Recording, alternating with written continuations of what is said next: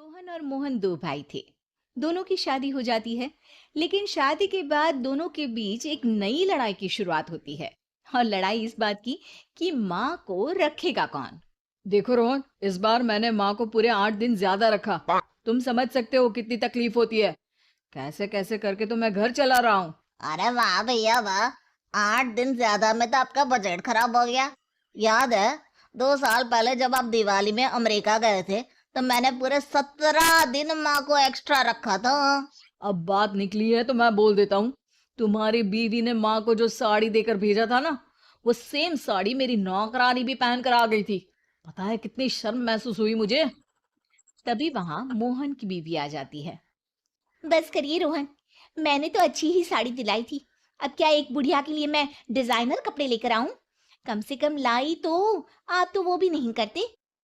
तभी वहां रोहन की बीवी भी आ जाती है। देखो, हम क्या करते हैं क्या नहीं, ये हमें ना बताओ। अगर हम गिनाने में आ जाएं कि हम क्या क्या करते हैं ना, तो शर्मिंदा हो जाओगे आप लोग। दूर खड़ी माँ बच्चों के साथ बच्चों की सारी बातें सुन रही होती है। वो अपने कमरे में जाती है जहां रोहन का बेटा उन्हें कहता है, दादी, मैं बड़ा होकर पैसे कमाऊंगा तो आपको बहुत खुश रखूंगा। बेटा, मैं तब तक रहूं ना रहूं, पर तुम अपने माँ बाप को कभी कोई कमी नहीं होने देना। उनकी हमेशा इज्जत करना। तभी वहां रोहन की बीवी आ जाती है। अरे माँ जी, क्या उटपटांग मेरे बच्चे को सिखा रही हैं? मैंने हमेशा अच्छी शिक्षा दी है, आप कुछ गलत ना सिखाए। हाँ बहू, संस्कारों में तो मेरे ही कोई कमी रह गई थी। हाँ हाँ, सुन लिया मैंने। जाइए, अपने कपड़े समेटिए और निकलिए कुछ दिनों के लिए। हम भी सांस ले, थोड़ा तंग आ गए हैं। सास बैग लेकर कमरे में जाती है जहां उसके दोनों बच्चे होते हैं। चलो माँ, अब इन लोगों के सुख के दिन है। अच्छा माँ, ले तो जा रहा हूँ लेकिन ढंग से रहना। हाँ। अरे एक मिनट। अच्छा माँ, ये हार जो पहन रखा है ना, इसे निकाल कर रख दीजिए। अरे माना कि आपका है लेकिन महंगा है, कहीं वही ना छोड़ आइएगा।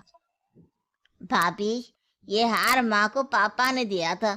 मरने से पहले तो वो ये हार निकालेंगी नहीं, तो हार का ख्वाब तो आप छोड़ ही दे।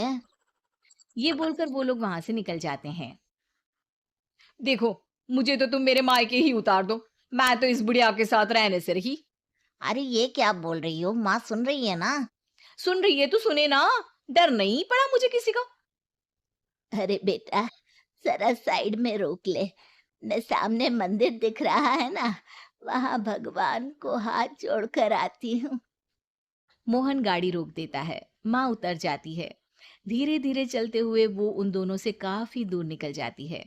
काफी देर तक माँ वापस नहीं आती तो मोहन उन्हें ढूंढने उतर जाता है।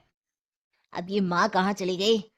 अरे पता भी है कि अभी दूर जाना है, लेकिन अपने सिवा किसी और के बारे में सोचती नहीं। मोहन कार से उतरता है, लेकिन उसे कहीं भी माँ दिखाई नहीं देती। अरे माँ कहीं नहीं दिख रही, पता नहीं कहाँ चली गई। अच्छा है ना, तो जाने दो ना।